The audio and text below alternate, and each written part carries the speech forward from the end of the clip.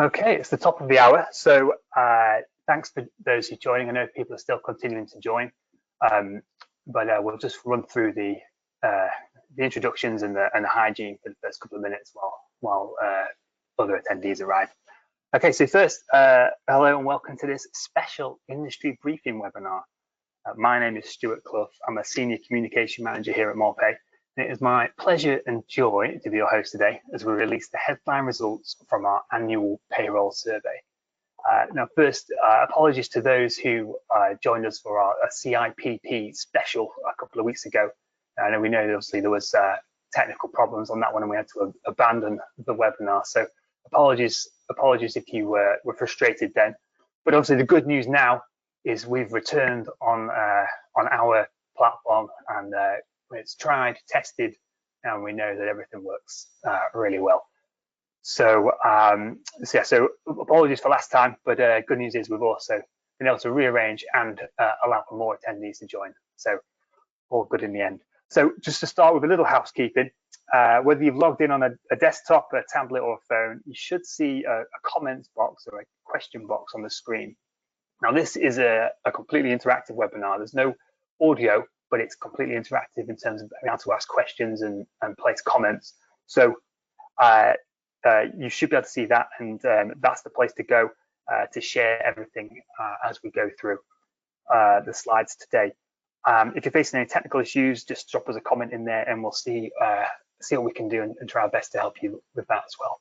Okay, so the format for this webinar, we'll be covering the top 5 headlines from the annual payroll survey, the trends we believe to be the most interesting findings.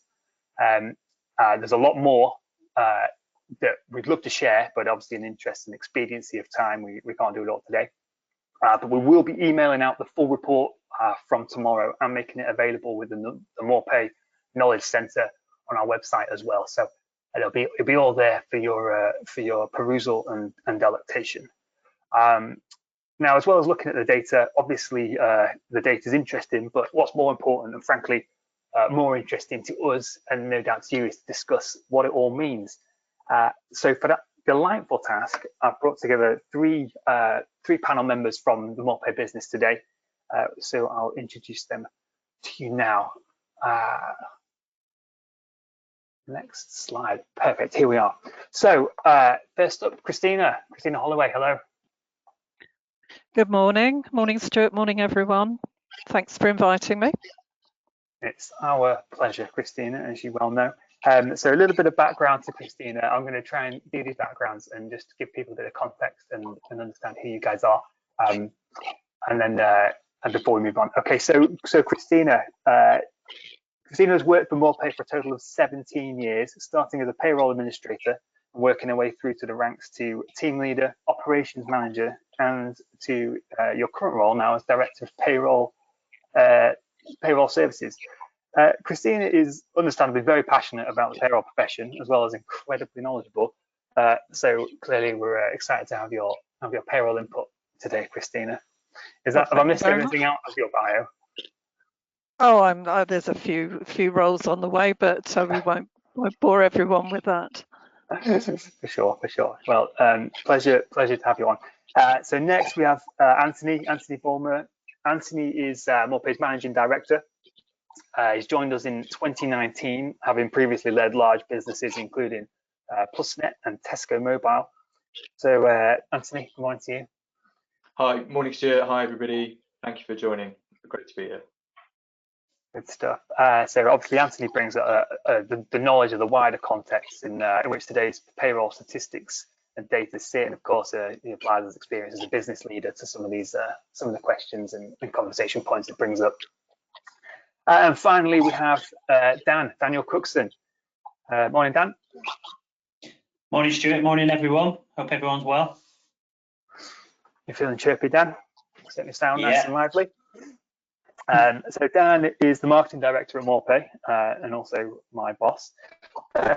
So Dan has real in-depth knowledge, obviously, of the payroll and HR products and solution space, as well as obviously the wider market itself. And he's a stickler for detail in the very best way. So a great person to have on the webinar today to dig in and see what we've got and see what it all means. So thanks everyone. So this is the panel today. Very exciting, but obviously we've got 3 people with lots of experience and knowledge in the payroll industry on the panel, but we have 162 people who've registered for this webinar. All of you are payroll experts and have knowledge and insight, and the stakeholders in the payroll world, and we're really keen to hear what you have to say around what we share today. This is not a state of the nation. This is a conversation, and we're really keen to hear your thoughts, because that's kind of the guiding principle behind us doing this survey in the first place, is to find information and share information on the industry, so we can help drive conversations, drive quality, drive solutions, and make payroll and HR easier for everyone going forward. So as I say, please, at any point, at any time throughout, please drop your comments, your observations, your questions, your thoughts into the question box, and we'll be able to pick those up and bring them into the conversation, and really trying to get everyone's point of view across. Okay, so very quickly before we dig into the details, a quick bit of information around the survey itself. So we started this last year in 2019.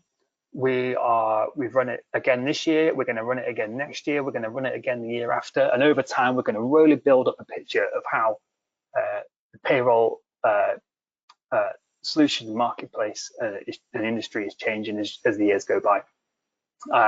So last year, I think we got about 180, I think 200 responses.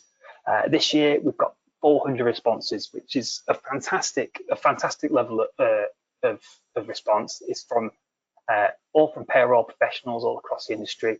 It leaves us confident anyway in saying that we feel this is the largest, the most authoritative survey of its kind that we're aware of, and we're really pleased to have brought that together and be able to share this with you.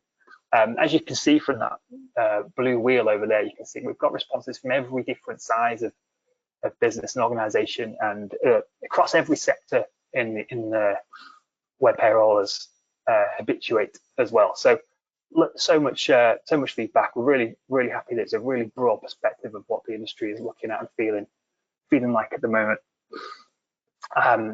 So I hope you can be reassured that this is a really good piece of information, good piece of data that is supporting the findings that we've got to share. Okay, so I'll start getting some of the headlines now, but I say just a final call. Please do any questions, any thoughts, do put them in that chat box. I'm really keen to pull them out and bring them into the conversation. Okay, so here's the first question, the first headline I want to share with you today. Is how do you currently process your payroll? That's what question we asked, and what we found is that payrollers are moving their processing in-house. You can see the biggest notable changes here is the use of free software has halved in the last year. The use of in-house paid payroll software is up 15.5% year on year. And on the flip side there as well, the outsource to a managed provider is down 10%. So people are moving payroll in-house, and they're relying on their proper paid software to do it. That's the headline there. Let us know what you think. That's what I want to say. In the meantime, there's a few questions that we thought came out of that to get the conversation going. So I'll bring them to bear now. So first up, Christina, straight up, with your knowledge of the industry and the uptake of advancing technology, as well as the wider context here, why do you think we're seeing the shift towards in-house payroll?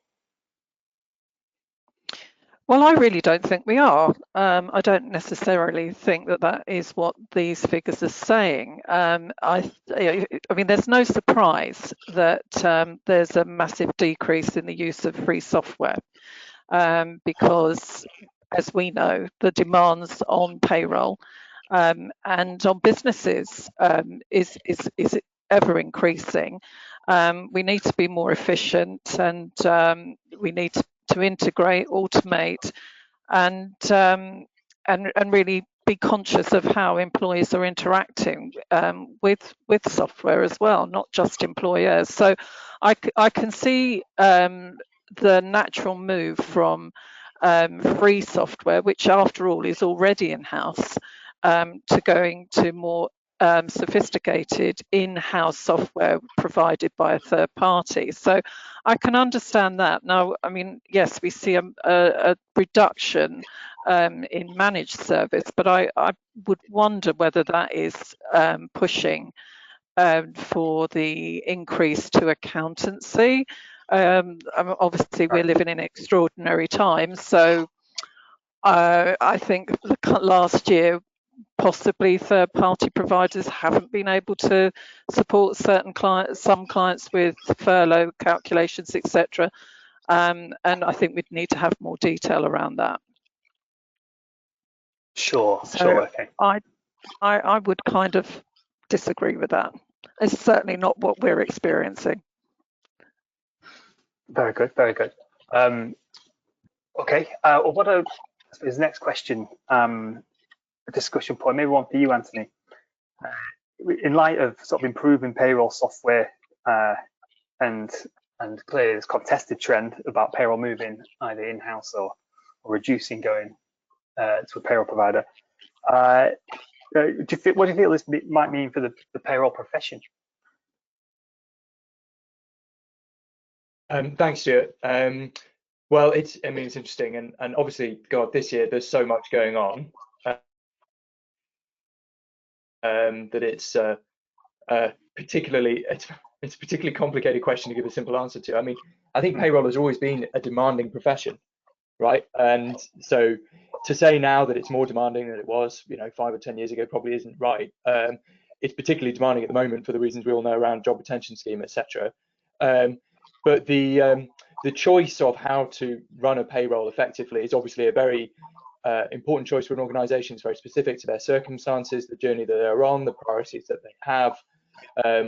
But it nevertheless, in general, there are really significant opportunities for organisations to do things more effectively. That's true in across business in so many different areas. Often it's about relative priorities, and everyone will be, I'm sure, really familiar at the moment with just the fact that businesses always have to prioritise, but now more than ever, prioritisation is really ruthless given what everybody's got on their plates.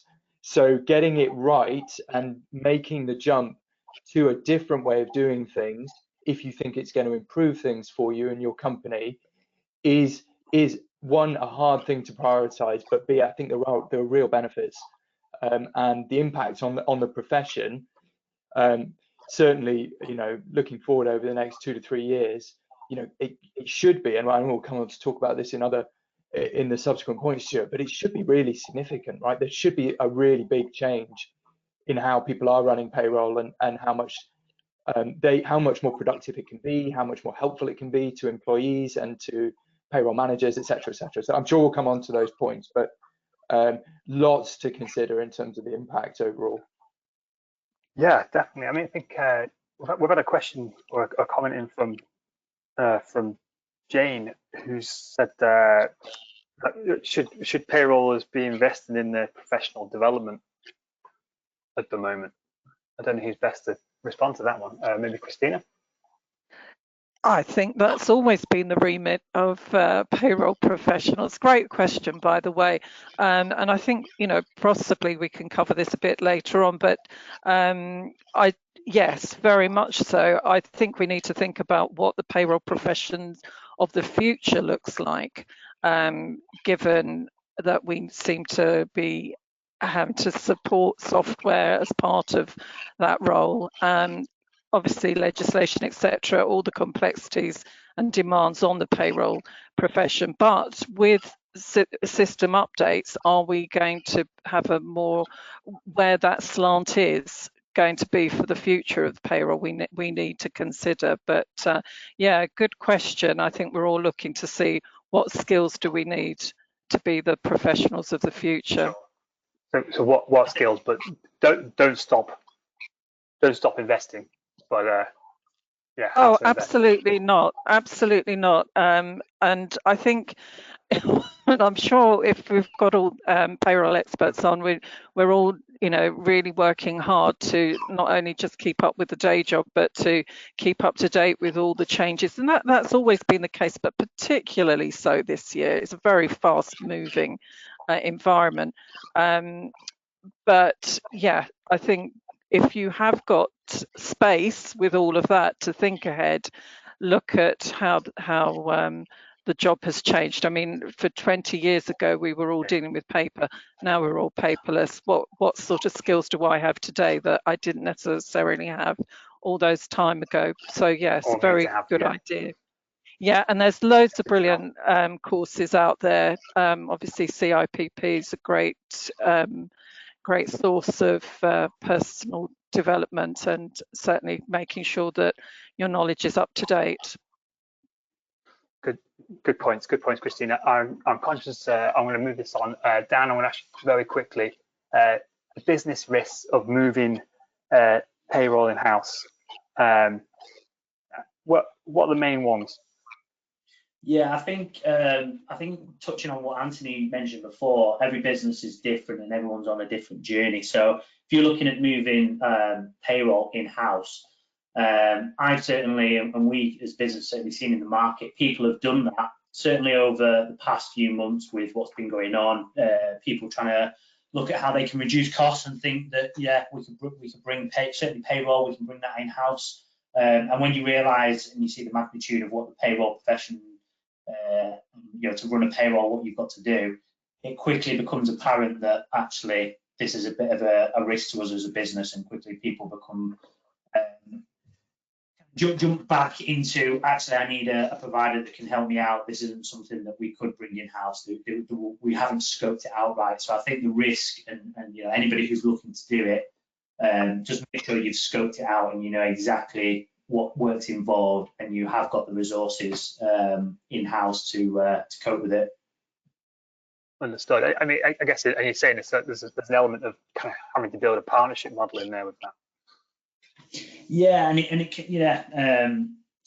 to touch on what you know, the question from Jane, I joined a CIPP roundtable a few weeks back, and one of the topics of conversation was succession planning in the payroll industry, or should I say the lack of, and you know, the investment that's, you know, the skill shortage that's out there at the moment in the payroll profession. Certainly, if you bring it in-house and your payroll manager, you've got someone in-house who's managing it, if they're, you know, on holiday, they leave the business, they're off sick for whatever reason, all of a sudden, who's going to run your payroll? It's not a skill that you could pass on to the next person. So there is, you know, there is around there, and obviously there's a lot of work that's getting put into action now around plugging that gap on the payroll skills shortage.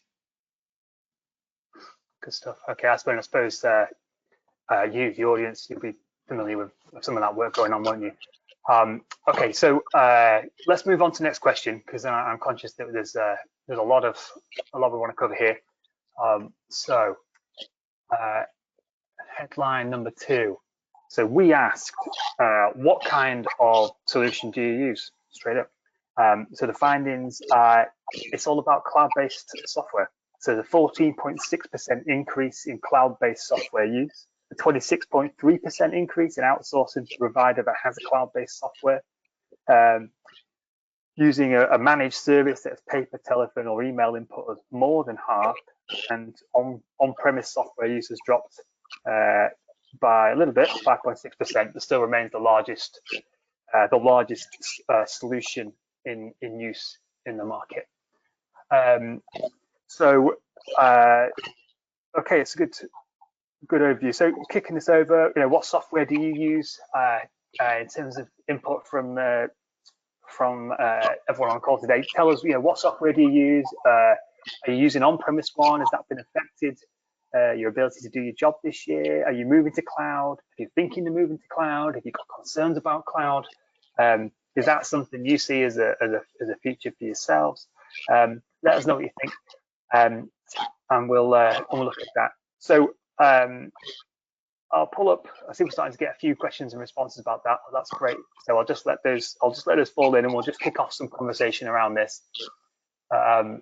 around this this question point. So first of all, kind of a really obvious point would be what has driven the increased use of cloud-based software? There's Christine, let's start with you again. What's driving the increase in cloud-based? I suppose it's just the same as any other software. It removes IT related problems with regards to maintenance, upgrading, adding security, etc. And those sort of functions really become well, practically unnecessary with the cloud. So, and I think a lot of the concerns around security, which seemed to be prevalent when this was first launched, seems to have dissipated. So I think it's much easier and scalable for clients. So yeah, I'm just surprised that there's still so much on-premise. To be perfectly honest, I would have thought there'd be more at this stage. Right, and because cloud has been around a while and people have been making that move for a while. Yes, which kind of makes you think that people, if are conscious that about the necessity to have a stable payroll function and the reluctance to move. But yeah, I do think that more and more we're seeing that when they do make the change, they're choosing a cloud-based product. I certainly would. Sure, right. Okay, well, I see we've got a few people dropping in and saying they use Sage in-house. Sage. A few people saying that they're using Sage and they're still using in-house as an in-house option. I'm not familiar with the products out there, but I'm sure, Dan, you could probably fill us in on some of those. Do you believe, I suppose I'll phrase this next question for you, Dan. Do you believe that on-premise software numbers will continue to decline? Yeah, thanks, Stuart. Yeah, I think they will decline. I think, again, I think it's one of them unavoidable comments, but what's going on in the current situation with the coronavirus, people are working remotely. Again, touching back on the CIPP roundtable that I joined, I was surprised, as what Christina said, the number of companies that are still using on-premise solutions. So stuff like, well, firstly, they've got to go back to the office. It's got to be run on it might be uploaded onto a server in the office, and you can only be accessed in the office. Obviously, you're getting into, the mobile API, which I think we're going to come on to a bit later on in the session. But to enable all these great new features and people want to access information straight away, people need to cloud. It's there was a reluctance as soon as cloud came about. There was a bit of a reluctance. What is the cloud? What does it mean? What's the security? Now we've it's one of them cultural things that we've kind of knocked down all them barriers. Cloud is now the future, the way to be.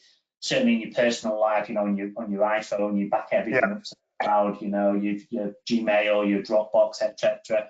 Everybody's getting more familiar with the cloud and what it is and the benefits it'll bring.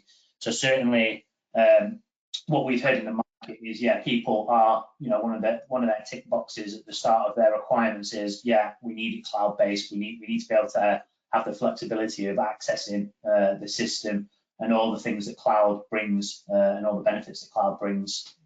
I'd say that's definitely being reflected. Some of the comments I'm seeing coming in. From Roz here, I think we may see a greater shift to cloud in next year's data on the back of flexible working and home working in the wake of COVID and lockdown. Yeah, great point. I guess that's, and Dan, you're echoing what Roz is saying there, aren't you? I think that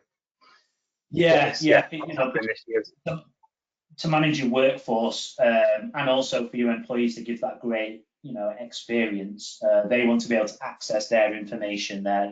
For example, their pay slips. They want to be able to just log in or use the mobile device to be able to just access their information.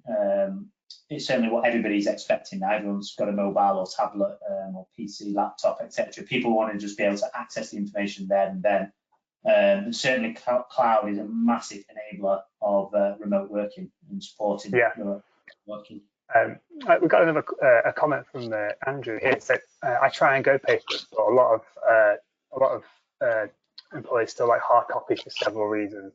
They're not on email or internet, or they don't have a printer and they need a payslip for whatever reason. You know, maybe I guess like applying for a bank account or something like that.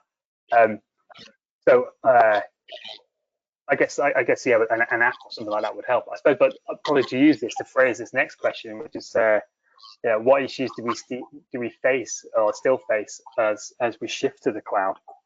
I guess thinking that's maybe one you could think about, Anthony. Yeah, thanks, Stuart, and thanks, Dan. I agree with all that. I mean, I at the risk of a politician's answer, I really don't see any. There are lots of opportunities which have been touched on. I think the issues that anyone would encounter just trying to move a system full stop are still there. You know, whether it's a cloud system or not, you've still got to move a lot of data across, and you need to get that right. So that's the primary issue, which is how to switch simply. But the opportunities that the cloud-based systems bring are obviously, you know, manifold, and more, I guess, more strikingly and potentially a bit provocatively, interested in everyone's thoughts on this. It is interesting coming into this sector, which I've done over the last year and a half, and just actually noticing how much on-prem solutions are still out there, how many are still there. You know, in many sectors now, that would be highly unusual. And I suspect even since we did this a couple of months ago, it's moved, given where we're at the moment. So, yeah. You know, for me, it's a one-way street towards cloud. It's more the bigger question is, how do I move from where I am now and do that in a way that's seamless, you know, low stress and highly accurate. Sure, I guess, yeah, that probably echoes Roz's point about when we do this next year, we're going to see those numbers change. Well, so being the devil's advocate, I think there's still concerns around data security and hackability of cloud-based software. Is that something that we should be concerned about? No, in a short answer, no. I mean, we should be concerned about it, full stop. But if anything, now on-prem, so the security risks around, you know, we call them on-prem, but they could be on a PC, they could be on a laptop or what have you. But you know, the security risks around the access to those devices are probably now greater than the general security risks around data breaches within a cloud. You know, obviously, you know, everyone will be super familiar with the importance of handling data correctly and thoroughly and sticking to the rules. But all the risks associated with those and the processes and the human error that can sit around that clearly still need managing. But the technology is not a risk in and of itself. Sure, understood. Okay, let's push things on. There's so much to talk about. You could talk about any of these things all day, couldn't you? In the interests of timeliness, keep moving things along. So headline number 3, we asked, does your payroll software integrate with your HR software? And I saw your comment, Neil, and I was keen to hold off because I knew this was coming down the track, asking around how we see payroll and HR integrating. So I think keen to get your views, Neil, and obviously everyone else's as we look at this question and look at the trends being pulled out here. So what are the findings? More people are now using HR software. Big increase in HR software use in general, from 37.9 saying they don't use it down to 29. So I guess 3 in 4 now are using it. That's up. That 75% using is up from 60% a year ago. The use of APIs to integrate payroll HR has grown 41%. I'm keen to find out what they are. And take up of integrated HR software is growing fast, and payrolls are taking different approaches to deploying it. I think that's one really clear thing here. So yeah, say anyone really keen here, tell us your views about HR software integration. What are you doing? How are you pulling it together? What challenges are you seeing? What's driving it for you guys, or isn't? I suppose is the other option. And let's have a look at some of the things that we were thinking. Okay, so question 1. Anthony, let's start with you. What do you think is driving that trend towards HR software usage? Thanks, Stuart. I again, building, you know, but warming to my theme in the previous point, I think this is this is just such a logical thing for people to do. It's really weird, this distinction between, you know, kind of payroll and HR software, to be honest. You know, I get it in terms of the professions, and often the buying decisions within companies, and the functional expertise is clearly different. But ultimately, it's just about employees, and it's about employee records, the key facts regarding those people and how they, you know, how they work, and all the puts and takes around when they're working, etc., etc., and then how that drives their pay. And that is so logically something that should sit together and be one thing. And if it was one thing and someone came to you and said, hey, why don't we just separate these and put them in two different systems that don't talk to each other, you'd think, why on earth would I do that? You know, so I appreciate that some HR systems have real value add into the HR space that payroll systems don't have, and vice versa. But a lack of integration between the two is a major issue if you're still operating in certainly a reasonable scale business that doesn't have that integration. It's a proper disadvantage. So I feel, as you can tell, very passionately about this one, that this is the direction of travel, and the opportunity for companies is, if you're not integrated, is to really get after that, because I think you'd be surprised how much simplicity and productivity you can unlock pretty quickly. Right, sure, yeah. I think comment from Neil here says, I guess it's the challenge around measuring employee engagement as much as nuts and bolts records. Yes, I think that's right, and I think, and again, we'll have all worked in companies where the system nightmare to access your personal information and anything to do with your HR and pay and multiple passwords and blah blah blah, you know, but that's still out there, but it is becoming a thing of the past. You know, we all expect just a really slick digital experience. You know, in lots of segments of the software market, that is becoming the norm. HR software some HR software is terrific and really well advanced. To not have that great HR software talking to your payroll system and having that as a seamless experience both for employees and for the people trying to manage that in a business, you know, is something that really should be fixed if it's not talking. Now, I appreciate for smaller businesses, much smaller businesses, you could easily put this in the less urgent and important bucket, and I'm a pragmatist at heart, so I do get that. But if this is a point of friction, it's definitely worth addressing. Good shout. Okay. I suppose to roll on that question, come back to this point here. You've touched on it a lot there, Anthony. You know, saying why is payroll and HR system integration so important? I think Christina, obviously with your payroll expertise, maybe you can elucidate on that point for us. Yeah, I mean, as Anthony's saying, if it's not integrated completely, i.e. we're all using the same system, we should at least have the systems talking to each other. It's just, and even I think for small companies, why do something that which a system can do automatically, you know, and remove double data entry, reduce errors. I mean, wherever you're working in payroll, you're always looking to improve accuracy. We'll certainly try to keep it at that 99.99%. So I certainly think, as far as a payroll person's perspective, accuracy is and reduced effort is certainly the huge benefit of having an integrated system, and for everybody, for the HR staff as well. But I can see that certainly for larger companies who have sophisticated HR systems, that you might want to keep that information separate, but they should be able to talk to each other. I mean, to be honest, as you probably know, I've worked in a in-house company and ran a UK payroll. Of course, yeah. And yes, but that was coming from my experience from Morpay, because I'm a boomerang. I've come back, and I was quite horrified that about 30% of my time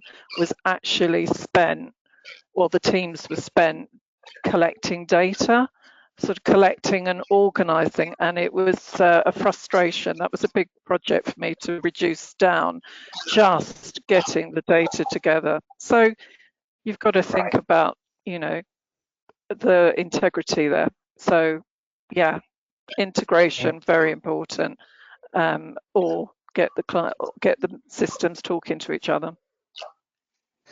Sure, got you. And I guess the systems talking to each other point, that I imagine will bring us onto this API integration issue. I suppose question or comment, what is this?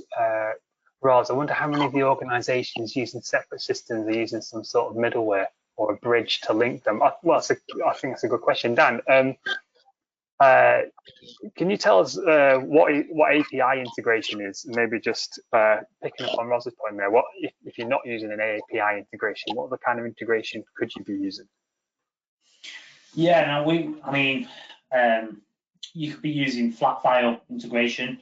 So you take a extract out of one system, upload it into to the next. So a good example of that would be a time and attendance solution. So you download your data at a given point into a CSV and you upload it into your payroll engine to work out your payroll and calculate that. Now that's flat file. You can have files that automate, so you have it given, scheduled at a certain time. It does that for you. But then obviously now as technology is advancing, you've got API, so application programming interface. So basically that is a plug into two systems, so plugging two systems together. So if you were to take your time and attendance solution, you plug it in through an API, the data from the TNA system, your time and attendance solution, is automatically in real time, and you can set the threshold of when you want the data passed, but it's automatically feeding your payroll engine. And this is just why, an example. There's lots of things you can plug in: finance systems, talent systems, recruitment systems. You plug that information in, and it doesn't, from a payroll engine, it doesn't necessarily have to feed or be fed information. It can also feed other systems. So, for example, your finance system. So there's a lot of there's a lot of noise in the market at the moment around APIs. It's something that people are certainly in the market. We know as soon as we speak to people, prospects, that the first thing they ask is, what APIs do you have? What can we connect in with? We use XYZ technology. Can we plug in and play with that? And obviously we have those conversations. So it's certainly something that is coming to the forefront. And to go to Ross's point, I guess, around middleware and linking bridges, is that something that would run through an API, that you could run an API to some middleware and then to another software platform, or is it something that's more direct? Yeah, it obviously depends on what it is you're trying to achieve. But there are apps, should we say, or connectors, or dashboards, Power BI, for example, with Microsoft. Right. That you can use to bridge, and that basically takes information from various different systems and displays it. And depends what you're trying to do with that. Depends what you're trying to do with that information. But yeah, you could have like a dashboard feeding, your payroll engine feeding the dashboard, but also your finance information feeding that dashboard, your TNA information feeding that dashboard, and it comes, and it's a proper dashboard that's built for yourself. Would be a bridge in between, and then there are other providers out there that can help you connect to put elements together. So if you've got two systems that don't talk, there are companies and apps out there that can bring those two together and facilitate that API integration. Great. Okay, that's a really nice, clear summary, actually. Sure. I'd just add quickly to that we'll have all seen the kind of spaghetti charts that the IT team can produce, that show all the weird and wonderful systems that exist within a company, even a small business, right? So to Roz's point, absolutely. But I guess the fundamental thing is what you want is a consistency of data across your systems. And in general, the productivity benefit of doing that, will outweigh the IT plumbing required, given that we're talking about config connecting between systems rather than setting up new systems, etc., etc. Yeah, and probably the last one to touch on this topic here is also a lot of HR, certainly HR, that what we've got on screen here, a lot of HR data feeds payroll. And Christina, you'll be able to clarify this, but a lot of HR data feeds the payroll engine and calculation. So, for example, sickness, holidays, time and attendance, new starters joining, people leaving. A lot of what you do in the HR system, it does feed a lot of what happens in the payroll processing and what you process in the payroll side. So having those two connected is, from a productivity point of view, it definitely makes sense. Most definitely, Okay, I think we've got a really clear view there from all sides. Let's again, I'm conscious of timing. I want to make sure that we share as much information as we can in this course. I'll just move on to next question. So we're looking at the fourth headline that we pulled out from the annual payroll survey. We asked, how many years have you been with your current provider? And we found that this year the number of people who switched to a new payroll provider has halved. Overall increase in tenure with current provider from 1+ years to less than 10 years. 61% increase in the number of people and businesses who have been with the provider for 1 to 3 years. And the number of payroll companies, payrolls who've been with their present provider for less than 12 months has dropped 53%. So clearly, a few people are changing their payroll provider this time. I suppose out there for you guys, the audience, is that surprising? Is that unsurprising? Obviously, it's been a challenging year. Have you been put off looking at new providers, or have you found that this doesn't tally with your views? I don't know. It's a really polarizing and really kind of clear trend that we're looking at here, I guess. So yeah, as I say, please, again, drop your thoughts. Keen to hear what you have to say, and let's have a look at some of the conversations topics we were seeing here. So I suppose that first question, Dan, this is a really clear one from a marketing perspective. Why have we seen that market share in half in the last year? Yeah, I think obviously, again, just going back to the current situation, people are scrutinising budgets. People have put it down a priority in terms of changing payroll provider. Going back to budgets, there's a lot more sign off, there's a lot more scrutiny on what we're doing, what are the benefits, and it's not stopping people from moving. What we've seen certainly is it's just pushed back the decision, and what would typically take maybe a month to get the decision through to a business, it may be like 2-3 months. So it's just extending that buying cycle. However, we have also seen a lot of people looking at changing provider. Certainly, what we've looked at from the marketing point of view, and the noise that we've heard around people going, actually, I need help with this now. Certainly with the job retention scheme, there's a lot of stuff that's changing. We've seen a lot, the HMRC, rightly so, changing the guidance. We've been having to adapt. And it certainly meant that people have gone, oh, I need help with this, so I'm looking at changing. So it's worked in a bit twofold. We can see reasons why people have probably halted. It's a bit like when you change your personal bank, you only do it if there's someone's messed up, someone's not done what, provider's not done what they've said they're going to do, or someone's coming out and disrupting the market, something like a Starling Bank or Monzo that are fully app-based and they've completely disrupted the market. So yeah, that I think that's the situation that we're in is probably one of the reasons that it's half really. But I think we'll probably see back end of, so certainly up until Christmas and starting to get into the new year, there'll be a lot of people then getting those, as we get a bit clearer, getting those decisions through and getting signed off and actually moving over, because you know, people have got a reason why they want to, you know, if they're looking, there's a reason why they want to, you know, they've got pain points, and it's just paused at the moment, I think, with what's going on, rather than actually people are just not looking to move.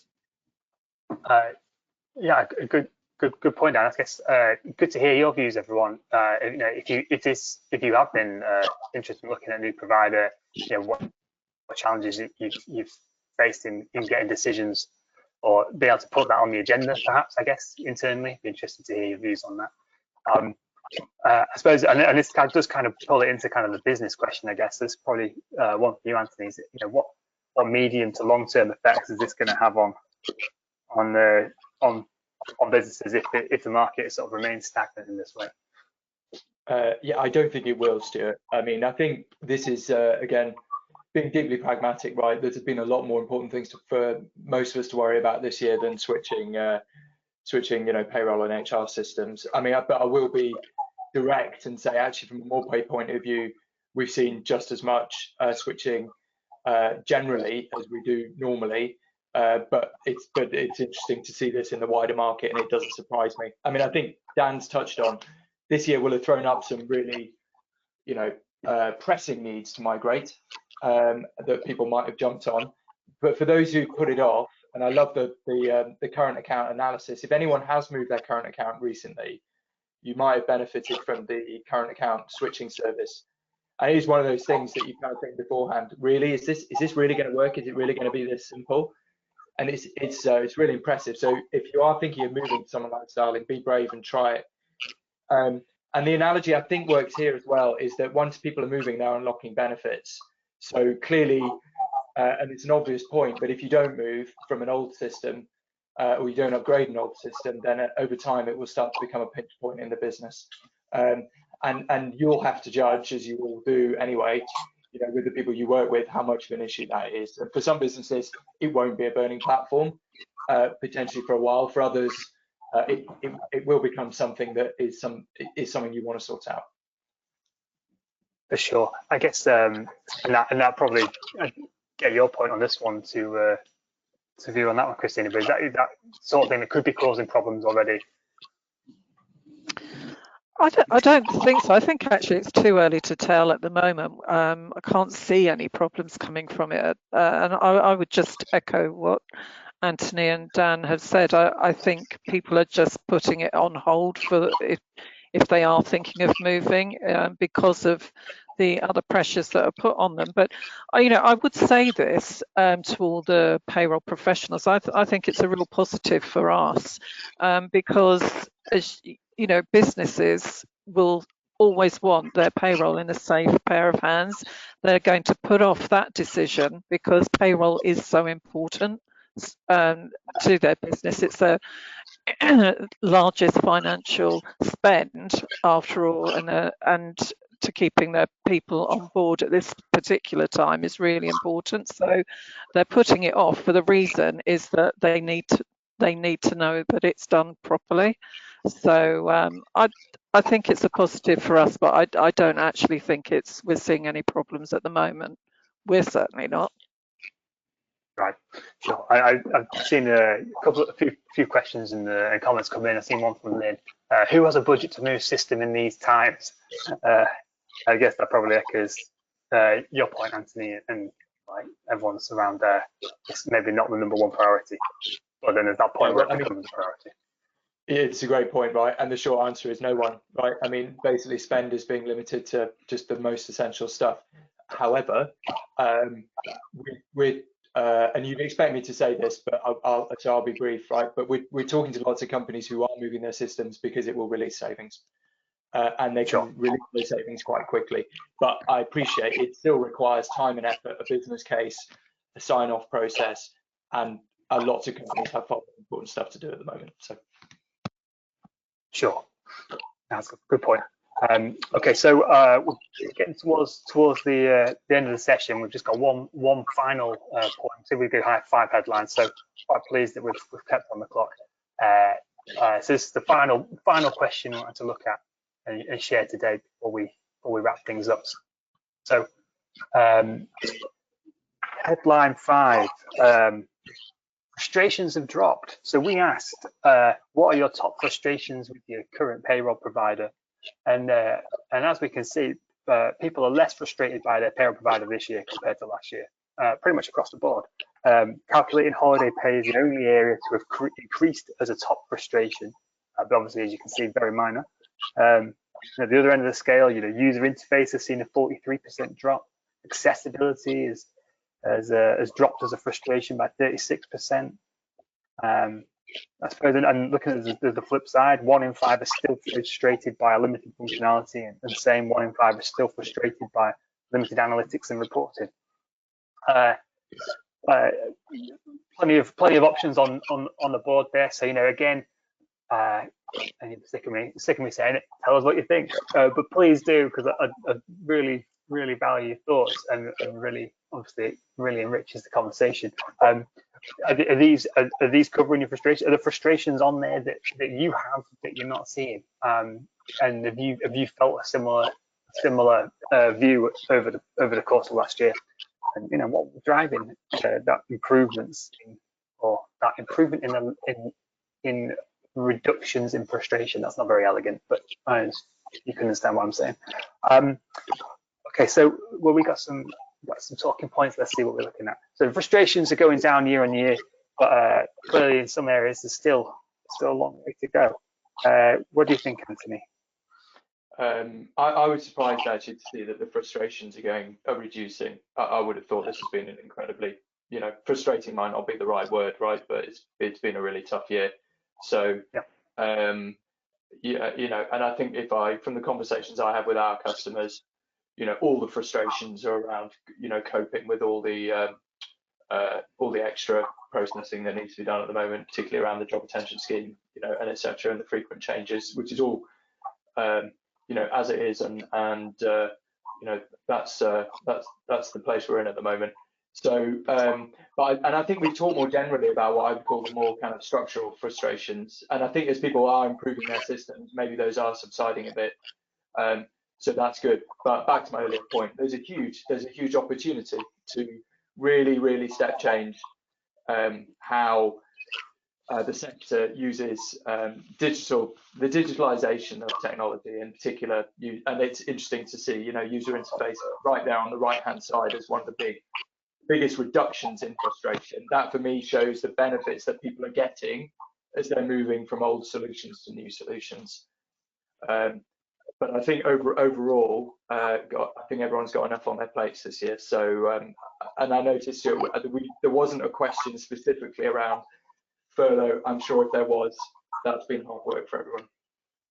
Yeah, quite. I guess maybe something we should consider about external factors or something in the years ahead. Okay, yeah, good summary. What are people missing out on when they're limited by a lack of functionality? That's an interesting one. Dan, I guess you'll be keen to give us some views on that. Yeah, well, I suppose it's that saying, people don't know what they don't know. People are processing payroll. They're doing a lot of, or we're certainly seeing in the market, a lot of people that are accepting that they do a lot of manual calculations, occupational sick pay or enhanced company sick pay schemes, average holiday pay schemes, etc. The list could go on. A lot of people are doing them manually and out of the system and then plugging them in or inputting the data into the system and then paying. I suppose, what I would say is just keep your eyes open in the market, just to keep up to date with technology. Make sure that you're not doing work that actually a system could do for you, and really support and drive and help you in ensuring that you've got a payroll strategy in place, and you've got your accuracy up to as high as it could be. And if you go out there in the market, there's a lot of systems out there that the functionality has just moved on and technology has moved on, as all technology moves on. And people, if they're not looking and they're accepting we've always done it this way, so it's the way we'll do it, then they're going to get left behind, and they're not going to be as productive and as effective and as accurate as what they'd like to be. So I think keeping abreast of what's going on in the market, what new solutions, new offerings, new products providers are putting out there. For sure, I've seen one comment come in. For me, I wish there was better reporting, less of a life lived in spreadsheets. I guess that's a pain many of us can feel. Is that something is that a functionality thing that people should be aware of? Is there's solutions to spreadsheet pain, or is that just a fact of life?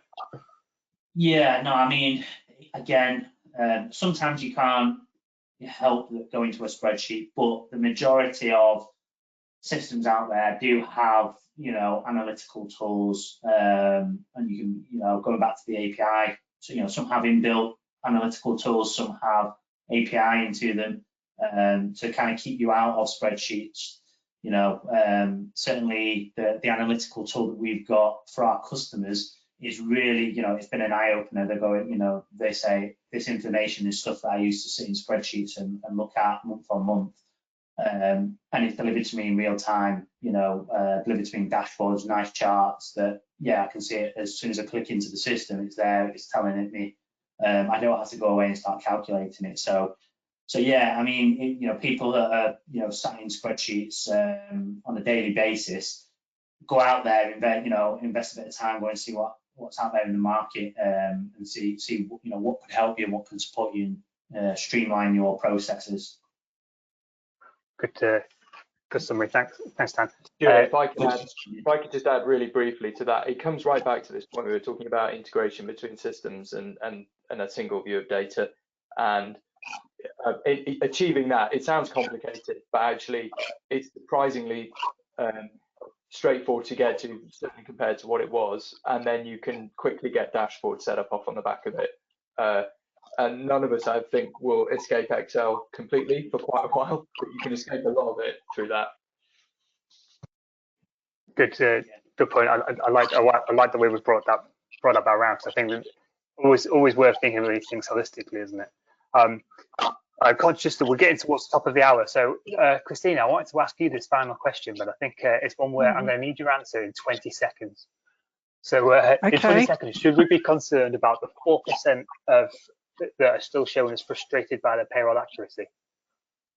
Yes, you should, massively, but not just payroll people. Just like to emphasize that. Don't forget, payroll accuracy depends on data coming in. So if you've got people keying into a system from HR, they could get it wrong, and then it goes into the payroll system wrong, or the system that you thought has got a bug or something. So don't just assume it's the payroll accuracy, but yes, massively. And all I would say is bring on those robots that we're all frightened of, because I think that's what we need. Right, systems thinking, robots, and still be concerned. And I got a point here from Ross. Ross, thanks for your contributions today. They've been fantastic. In my experience, frustrations around poor customer service support, they stem from a belief that customers have bought a service that the provider hasn't agreed to deliver. So I guess there's a question that often is a mismatch between that relationship between a customer and a provider. It can cause a lot of the issues. Is that something we think? I think in the past we've seen there's been some frustration. Payroll is always going to be, a payroll provider always needs information from a company. It's just how you get that information. So I think, anybody looking at switching, when you're, scoping it out, ask the provider for, what's your service description, what are my roles, what are your roles, responsibilities, and get that clarity around it. Yeah, sure. Okay, I'm conscious. I'm going to cut you there, Dan, because I'm conscious that we're at the top of the hour and people have probably got lunches online, and I don't want to take valuable time that we haven't earned. So I just want to finish off there and then just quick recap on what we've got, and a reminder that we're going to send that report out, the full report out from tomorrow. So those headlines again: payroll's moving in house. We're shifting to the cloud. HR software usage is massively growing, 75% from 60% last year. So that point was raised earlier. Definitely that's happening. There's a huge drop of people switching this year, and frustration overall with payroll providers is down, but a lot of reason why that could be. Brilliant. Thanks to you, panelists, for joining today. I really appreciate it and enjoyed this session. Hope you guys have too. Yeah, no, it's been very much. Thank you. Wonderful. And thank you, as I say, to everyone who's contributed today, because it's really nice to have that conversation. And you know, in an ideal world, we'd be doing this in a room, and we could talk to each other, and we could really have a proper conversation about it, couldn't we? And let it spill out into the corridor afterwards. But alas, there's no corridors here. So I'm going to close the webinar off now and just say thank you, and a reminder: we'll get the full report emailed out to you all, released tomorrow, and plenty more information in there, and plenty more conversations to be had. Okay, so thanks again for joining today, and we'll speak to you all again soon. Thanks, Stuart. Thank you. Thank you. Thanks all. Bye bye.